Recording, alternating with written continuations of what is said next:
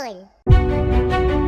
Episode Cahaya Kelap Kelip di Upin Ipin musim 19 yang rilis 23 Januari 2026 ini ngebawa cerita petualangan malam hari yang vibes-nya itu adem banget. Ceritanya lebih nyorot keindahan alam pas malam sekaligus ngingetin pentingnya jaga lingkungan biar tetap lestari. Benarkah begitu? Ya udah, yuk bareng-bareng kita bahas terkait hal ini. Let's go.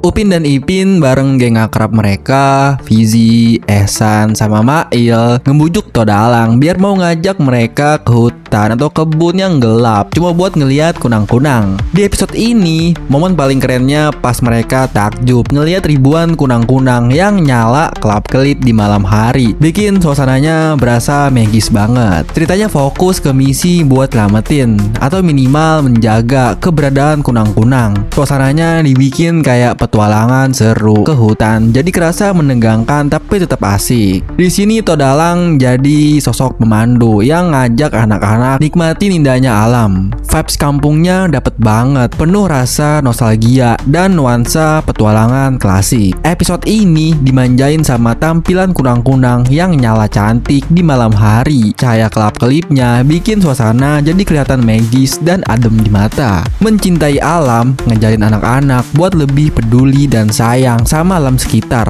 termasuk makhluk kecil kayak kunang-kunang. Bikin anak-anak makin penasaran sama fenomena alam. Contohnya kenapa kunang-kunang bisa ngeluarin cahaya. Petualangan bareng-bareng nunjukin pentingnya kebersamaan, persahabatan, dan kerjasama antar teman. Episode ini jadi salah satu episode baru di awal tahun 2026 yang paling kerasa beda. Visualnya estetik banget dengan nuansa desa yang adem dan santai, nggak kayak episode lain yang biasanya lebih fokus ke permainan tradisional. Vibes-nya lebih kalem, cocok buat dinikmati sambil rileks. Baiklah, itu dia pembahasan kali ini. Gimana menurut pendapat teman-teman? Komen di bawah ya. Oke, jangan lupa klik like video ini kalau kalian suka, dan di-share juga ya ke teman-teman kalian. Saya pamit undur diri, sampai jumpa di video selanjutnya. Bye-bye. Hal yang bikin episode ini terasa menarik itu adalah karena episode ini ngenalin lagi permainan tradisional anak-anak zaman dulu yang namanya polisentri. Jadi bukan cuma tontonan doang, tapi penonton juga diajak buat ngerti dan ngerasain langsung serunya permainan ini. Mulai dari aturan main sampai alur permainannya. Di sini diperlihatkan jelas pembagian peran yang unik, kayak polisi yang diperanin sama Upin, Susanti, Mail, dan Ehsan tugasnya nangkep para perompak. Dan lucunya Mei Mei juga ikut jadi salah satu perompak. Permainannya makin seru karena ada konsep zona aman buat ngelindungin diri dan juga penjara buat yang ketangkep. Jadi nggak asal kejar-kejaran doang, tapi butuh strategi. Lewat permainan sederhana ini, episode Polisentri nunjukin nilai-nilai penting kayak kerjasama tim, kepintaran nyusun strategi, dan pastinya kesenangan bermain bareng teman-teman. Walaupun permainannya simpel, tapi maknanya dalam dan edukatif, yang emang jadi ciri khas utama dari serial Upin Ipin sejak dulu. Poin-poin menarik lainnya dari episode ini juga gak kalah seru buat dibahas. Pertama, soal nuansa nostalgia yang kerasa banget.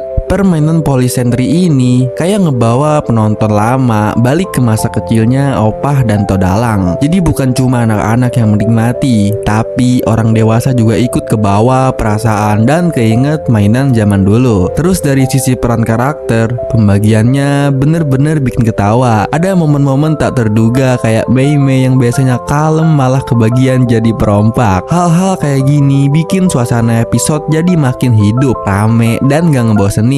Dari segi edukatif interaktif, episode ini juga pinter banget. Penonton diajarin aturan main polisentri secara nggak langsung lewat aksi para karakter. Mulai dari istilah kawasan selamat alias zona aman sampai pondok yang jadi penjara. Semuanya dijelasin dengan cara yang fun dan gampang dipahami. Lalu juga ada konsep polis kampung di mana Upin, Mail, Ehsan, dan Susanti tampil kayak pasukan polisi versi anak-anak. Mereka kerjasama bersama, kejar-kejaran, dan berusaha nangkep penjahat dengan penuh semangat, tapi tetap dalam suasana main-main khas bocah kampung. Terakhir, tema perompakan yang diangkat juga bikin cerita makin seru. Ide tentang rombakan terbesar di kampung durian runtuh ngasih kesan seolah-olah ada misi besar yang harus diselesaikan para polis kecil ini. Alhasil, ceritanya jadi lebih hidup, penuh aksi, dan pastinya tetap ringan serta menghibur.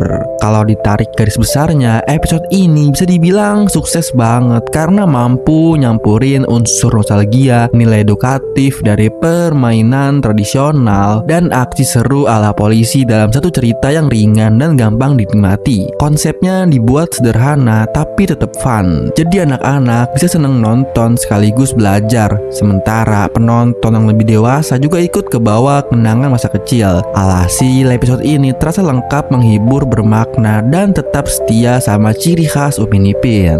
Baiklah, itu dia pembahasan kali ini. Gimana menurut pendapat teman-teman? Komen di bawah ya. Oke, jangan lupa klik like video ini kalau kalian suka, dan di-share juga ya ke teman-teman kalian. Saya pamit undur diri, sampai jumpa di video selanjutnya. Bye-bye.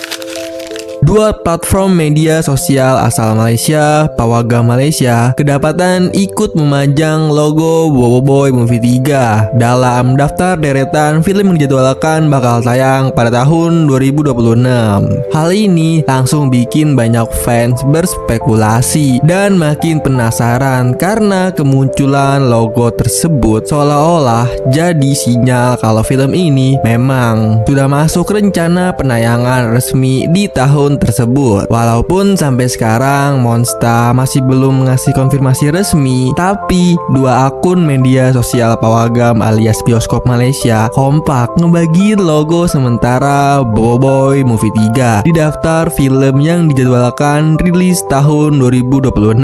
Hal ini jelas langsung bikin para fans heboh dan penuh harapan. Semoga aja kedepannya nggak ada drama pengunduran jadwal lagi, biar semuanya bisa sesuai rencana. Tetap semangat buat Monsta, semoga proses produksinya lancar sampai hari tayangnya nanti. Anyway, perlu diluruskan juga nih kalau logo yang dipajang di media sosial Pawagam Malaysia itu sebenarnya masih logo sementara. Logo tersebut ternyata dibuat oleh salah satu channel YouTube yaitu TH Group Channel. Hal ini tentu jadi kebanggaan tersendiri buat pemilik channel tersebut karena karyanya bisa dipakai dan ikut tampil di unggahan media sosial Pawagam Malaysia. Baiklah, itu dia pembahasan kali ini. Gimana menurut pendapat teman-teman? Komen di bawah ya. Oke, jangan lupa klik like video ini kalau kalian suka, dan di-share juga ya ke teman-teman kalian. Saya pamit undur diri, sampai jumpa di video selanjutnya. Bye bye.